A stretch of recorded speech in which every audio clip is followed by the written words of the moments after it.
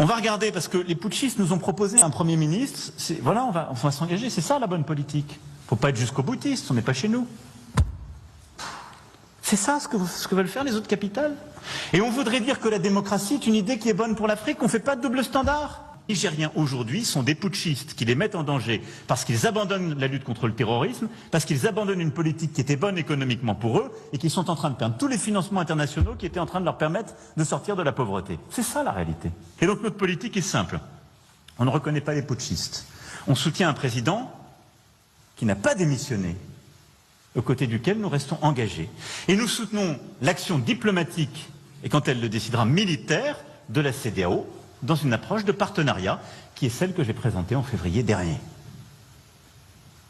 Ni le paternalisme, ni la faiblesse, parce que sinon on n'est plus nulle part. Alors est-ce que c'est le bon discours de votre point de vue, cet affichage en tout cas de fermeté? Oui, mais je voudrais rappeler que la conférence est devenue le rendez-vous annuel de toute la diplomatie française depuis Alain Juppé il y a 30 ans. Tous les ministres, tous les présidents continuent après. Donc c'est très important, dépendamment du sujet du moment. Ouais. Très important pour l'ensemble de cette profession. On donne le là. C'est le moment où le président donne le là de l'ensemble de la politique diplomatique et ensuite on rentre dans les détails contextuels. Il donne la ligne. Ouais. Il donne la ligne, il y a d'autres occasions, mais le président, pas que Macron, c'était le cas avant, ça sera le cas après. Mais donc c'est un rendez-vous très très important. Alors sur le fond, dans l'affaire indépendamment au-delà du cas particulier du Niger, qui est très compliqué, il est évident que la France doit repenser énormément, même si la France-Afrique a été abandonnée déjà 15 fois, bon, il n'y en a plus depuis très longtemps. Il n'y a même plus tellement de Français qui connaissent l'Afrique, en réalité. Et je ne parle pas des diasporas en France, mais les dirigeants africains s'en plaignent. D'un autre côté, même s'il faut tout repenser, ce qui va être obligatoire, on ne peut pas devenir la seule puissance au monde qui n'ait plus de politique en Afrique. Ça serait complètement grotesque. Donc je pense qu'il a tout à fait raison d'être très ferme sur, en tout cas, le narratif. Il ne faut rien lâcher sur cette propagande extravagante. On n'est pas cité, mais il a dit à un moment donné en rappelant que la France est venue à la demande des gouvernements légitimes, appuyés par les autres gouvernements légitimes, par l'Union africaine, par le Conseil de sécurité. C'est déjà le cas à l'origine dans la décision de François Hollande. Et à la fin des fins, on présente la France comme étant la cause des problèmes que les gouvernements n'arrivent pas à régler. Donc il a ajouté ce matin, on est chez les fous. Donc il ne faut pas accepter ça. Ouais. Il a raison de ne pas lâcher. Il y a un problème de narratif, comme on dit dans le jargon actuel. Il faut que ce soit bien clair pour l'avenir. Parce que l'avenir, l'affaire de l'Afrique, du Sahel, de nos relations, ça ne s'arrête pas là. Bon, alors après, il y a le cas particulier de le bras de fer avec le Niger. C'est important de souligner que ce n'est pas France-Niger. La CEDEAO, en majorité, considère que les putschistes doivent se retirer, redonner le pouvoir au président légitimement élu. Certains sont pour une action militaire, d'autres non, mais c'est la CEDEAO. C'est très important pour la France, mais n'en faisons pas un drame bilatéral. Donc le président rappelle les principes fondamentaux en disant c'est là, mais même si c'était en dehors de l'Afrique, ce seraient les mêmes principes. Un gouvernement légitime, renversé par des politiques. Donc je pense qu'il a eu raison d'être aussi clair et ferme qu'il l'a été ce matin. Mais ça ne va pas tout régler par miracle non plus. Est-ce que la France, justement, a les moyens de cette fermeté? Parce que c'est vrai, vous le soulignez, c'est la position aussi de la CEDEAO, mais on a l'impression que c'est la France que le Niger pointe du doigt. C'est à la France que le Niger demande de retirer son ambassadeur. Il y a un problème particulier sur la France. Pendant combien de temps on peut tenir sur cette ligne de fermeté alors que la situation est là de fait? En tout cas, il ne faut à aucun moment accepter l'argumentaire des putschistes. À aucun moment accepter ce que racontent les réseaux sociaux. Souvent inspirés depuis la France d'ailleurs, par des diasporas en France. Jamais accepter la propagande russe. Il n'y a rien, jamais lâché là-dessus. Il y a d'autres cas dans le passé en Afrique où la France n'a pas assez expliqué, en tout cas pas à temps ce qu'elle faisait, donc ça se retourne contre elle. Donc il faut être très très ferme là-dessus. Et même si à un moment donné, pour des raisons de réalisme, il faut repenser le mode de notre présence en Afrique, il l'a dit beaucoup aussi. Il y a beaucoup l'idée d'un système entièrement repensé, c'est déjà le cas, on va aller plus loin, a-t-il dit. Il ne faudra jamais lâcher sur l'argumentation. Il y a des putschistes qui ont fait un coup d'État, point. Et après, l'histoire ne s'arrête pas là. Comme dans les autres pays qui se sont mis entre les mains de Wagner. Ne croyez pas qu'ils vont s'en réjouir.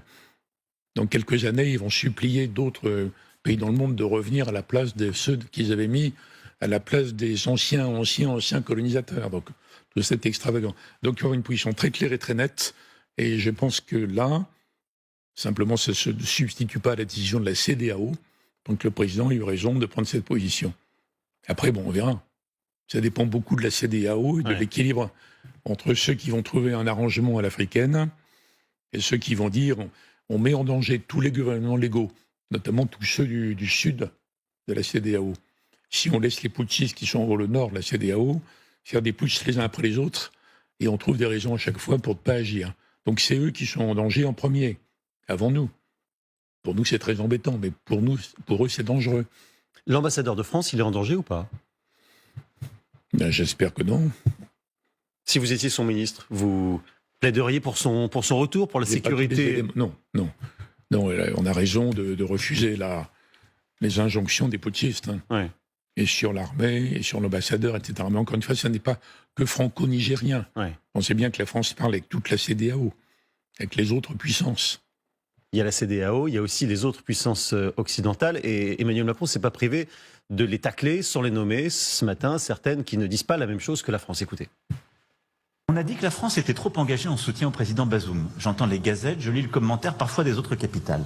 Mais on ferait quoi si un coup d'État comme ça se passait en Bulgarie, en Roumanie? On irait dire qu'il ne faut pas trop s'engager? On doit être clair, cohérent. Cohérent. Sinon, qui nous écoutera? Dans quelle capitale africaine on peut dire qu'on a une politique de partenariat avec un dirigeant si quand ils subissent cela, on ne peut pas être en soutien? Alors vous qui avez davantage de clés que nous, dites-nous précisément qui vise ici Emmanuel Macron? Il a raison de désafricaniser le raisonnement, en tout cas. Si ça se passe ailleurs, comment on réagit, vous voyez? Même si, est-ce qu'on a raison de comparer des pays européens qui ont une tradition démocratique par rapport à des pays africains où la démocratie a plus de mal à s'imposer? Il a raison de dire, encore une fois, on parle de la gestion du cas aigu du Niger, indépendamment de la façon dont il faut penser, dans le moyen terme et dans la durée, le mode de présence française à l'avenir. Ça, c'est un autre sujet. Il a parlé des deux, là. Mais dans l'immédiat, il a raison de dire c'est des principes, c'est des putschistes. C'est pas parce que c'est en Afrique que c'est pas grave qu'il y a des putschs. Sinon, il n'y a plus aucune raison qui permette à des gouvernements démocratiques en Afrique de tenir. Ouais. Si on est complaisant par rapport aux putschistes, parce que c'est pas grave, c'est l'Afrique, on est habitué, etc. C'était plus le cas quand même. Depuis un certain temps, depuis le discours de la Baule de Mitterrand. Et la tendance était dans l'autre sens quand même. Donc il a raison de dire ça. Donc il ne faut pas retourner le raisonnement. Mais qui critique-t-il? Non, il y a 7 ou 8 pays occidentaux présents au Niger, parce que c'est un pays qui vit complètement en respiration artificielle, et les autres se cachent en attendant. Ils attendent de voir comment ça va tourner entre la France et le Niger, ils attendent de voir ce que va faire la CEDEAO, et encore une fois, ce n'est pas que France-Niger. Ça va au-delà de la question France-Niger. Ça va au-delà de la question Sahel.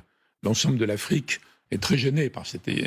Ils ne sont pas très pour l'intervention militaire entre eux, parce que après, vous auriez les pays africains du Sud contre les pays arabes du Nord, de la CEDEAO. Enfin, c'est une perspective qui les angoisse complètement. Ouais. Et c'est bien de dire que les principes que nous invoquons, ils ne sont pas géométrie variable. Ceux qui se cachent... C'est valable aussi en Afrique. Ceux qui se cachent, ce sont les Américains, par exemple? Alors, les Américains, ils ont même un jeu plus pragmatique, en disant, on va commencer à parler un peu. Bon. Mais les Américains, ils ont toujours leur propre politique, hein. Non, mais ils parlent des autres pays européens qui sont un peu présents, ou des organismes internationaux. Mais il ne faut pas qu'on se focalise que là-dessus. Il y a la gestion. Je n'ai pas tous les éléments. Je ne suis pas en fonction. Je ne suis pas en position de décider quoi que ce soit là. Mais il y a la question de la gestion France-Niger. Et il y a la redéfinition nécessaire du mode de présence française en Afrique. Ouais. Les militaires, d'ailleurs, qui ont mené les opérations très utiles, hein, Serval, Barkhane, etc., à chaque fois, ils ont dit la solution n'est pas que militaire. La solution est globalement politique, ce qui renvoie à la gestion des gouvernements de ces pays, qui est en général mauvaise. Sinon, on ne verrait pas ressurgir des problèmes très anciens, avec cette utilisation extravagante de griefs remontant à la colonisation, qui sont indépendants depuis des dizaines d'années. Obama avait été génial dans son premier mandat, où il avait été en Afrique de l'Ouest, et notamment au Ghana, il avait dit « arrêtez de raconter ». Obama, hein. Alors, le Ghana, c'est un pays bien géré, donc il pouvait le dire là. Arrêtez de dire que vos problèmes sont liés à la colonisation et l'esclavage. C'est très, très, très vieux. Vous êtes indépendant depuis des dizaines d'années. Vous êtes responsable de votre situation. Ouais. Mais on voit bien qu'il y a des gouvernements qui ne peuvent pas assumer ça, donc ils cherchent le bouc émissaire. Donc on prend l'occidental parce que c'est un brave type et qui est resté sur place. Puisque la France. Donc on se dégage de ça par le haut. Après, quand on a réussi à gérer la crise immédiate, hein. Vous parlez de la présence militaire et du rôle des opérations Serval et Barkhane. On se rend compte en réalité de l'efficacité de cette présence maintenant qu'elle a été réduite. On a appris par exemple aujourd'hui que des experts de l'ONU nous ont appris qu'au Mali, la présence de Daesh avait été multipliée par 2 en superficie en moins d'1 an depuis le départ des soldats français. Ces conséquences-là, ces conséquences directes sont évidemment très très lourdes. Ça va se poursuivre comme ça et Daesh va prendre de plus en plus d'ampleur. Non mais attendez, c'est des pays indépendants. Depuis des dizaines d'années, ils nous avaient demandé de venir, appuyés par les pays voisins, par le Conseil de sécurité. La France, j'ai dit brave type, brave fille plutôt. La France est venue. Parce que les Africains annoncent une force d'interposition depuis 20 ans, mais elle n'existe pas. On est venu. Au bout d'un moment, pour des raisons internes, il y a des putschistes qui disent « allez-vous-en, on s'en va ». On n'est pas venu par la force, on ne va pas rester par la force. Bon, donc c'est tout à fait pathétique, mais pour eux d'abord. Avant de regarder les conséquences embêtantes pour nous.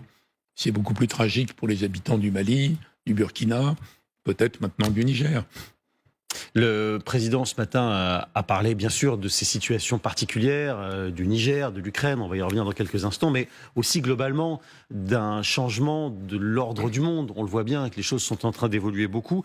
L'ordre mondial remis en question, notamment par ce qu'on appelle les BRICS, un groupe de 5 pays. Ça fait longtemps, hein. Oui, ça fait longtemps, mais c'est vrai que c'est en train de prendre de l'ampleur avec 6 autres pays qui se... C'est nous qui le voyons mieux. Oui. Comment ? On le voit mieux, mais c'est ancien. Et jusqu'où peut aller cette contestation-là de l'ordre mondial ? Est-ce qu'on est en train de se raccrocher à un monde qui est passé et dans lequel la France et les autres puissances occidentales ont un rôle beaucoup moins important à jouer, ou au contraire, on parle beaucoup des BRICS, mais en réalité cette union est une union un peu de façade entre ces pays-là ?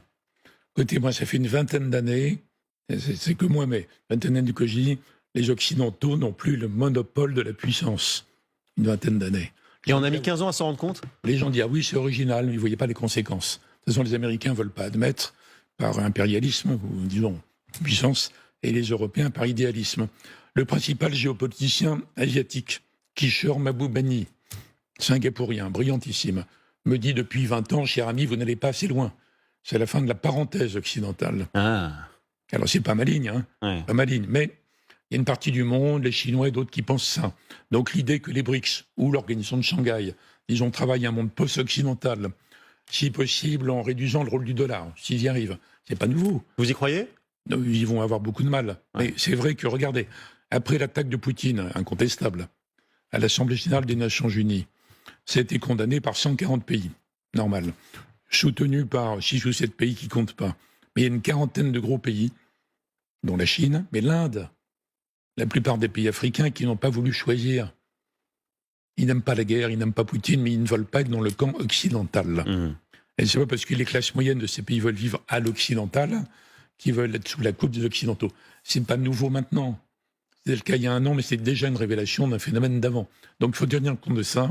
Et une des priorités pour tous les pays occidentaux qui ont une politique étrangère, il n'y en a pas beaucoup d'ailleurs, la France en a, c'est de dire comment on gère les relations avec ce groupe-là. Il ne faut pas que ce groupe se durcisse, s'homogénéise contre nous. Il ne faut pas non plus les traiter en entités, parce que les BRICS, il y a assez bourré de désaccords entre eux. C'est BRICS et Brox. BRICS et Brox, on peut dire ça. Brox. C'est ça. Donc il faut les traiter intelligemment un par un. Mais c'est un des grands enjeux, bien sûr. Oui. D'ailleurs, une grande partie de la conférence de ce matin, du discours de ce matin, était consacrée aux innombrables initiatives qu'il faut prendre dans tous les domaines pour avoir des modes de travail, de partenariat avec tous ces pays.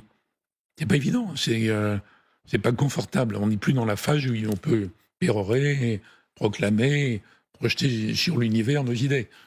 C'est complètement différent maintenant, parce que c'est l'univers qui se projette sur nous. Donc il faut des politiques étrangères très, très claires, assez courageuses, très mobiles, qui s'adaptent beaucoup. Ça, c'est l'enjeu global, disons.